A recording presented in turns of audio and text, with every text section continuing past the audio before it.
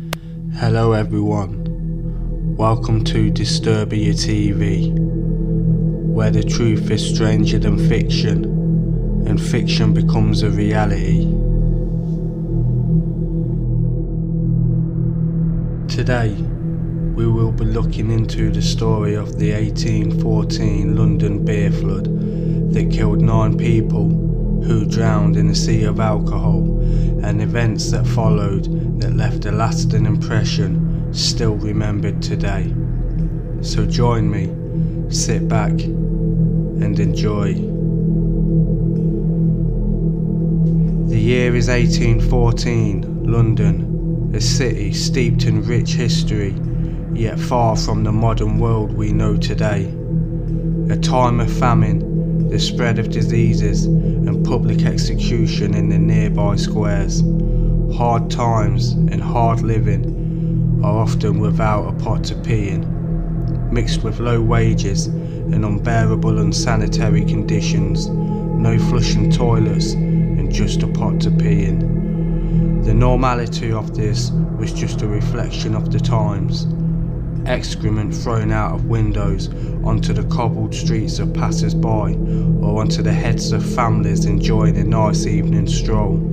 Just a small insight into the way of life back then.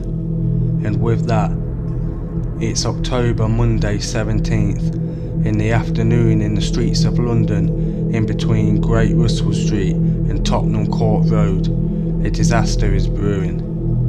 The Horseshoe Brewery Brewing Company was established in 1764 in Westminster at the time, and had works done and completed on their grounds, where a 22-foot fermentation tank of mammoth structure had been installed, held together with giant iron rings to keep the 3,500 barrels of brown ale inside. Safety first, I guess. This should have prevented any spillages and tsunami-type disasters from occurring. It didn't.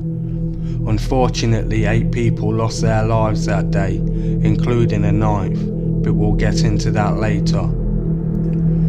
On the afternoon of this day, one of the giant iron rings used to hold the wooden vat together snapped and set off a chain of events that would have a magnitude of consequences that will never be forgotten. A little time after this, around an hour or so, the tank then ruptured that released a hot fermented ale with such force the back spinal wall of the brewery collapsed and destroyed other neighbouring vats, releasing even more of the steaming brown ale, creating a flood of tsunami proportions onto the streets. Conflicting reports estimate there was 135 gallons worth of ale, but multiple sources believe the number to be far greater, with a whopping 320,000 gallons of beer which was released into the area of St Giles Rookery, essentially a packed overpopulated and poor slum with cheap and rundown housing, surrounded by criminals and ladies of the night. The flood then reached George Street and New Street, minutes later encapsulating the residents into a tide of what could only be described as an ocean of alcohol. A so-called 15-foot wave of beer and debris destroyed and filled the basements of 2 houses, causing them to collapse. One of the houses occupied by Mary Banfield and also her daughter Hannah were taking tea at the time when the flood came their way. Both were killed. Meanwhile, the tenants of the second crumbling house, an Irish family of 4, were mourning and paying tribute to a lost family member at the wake of a 2-year-old boy who had died just the day before.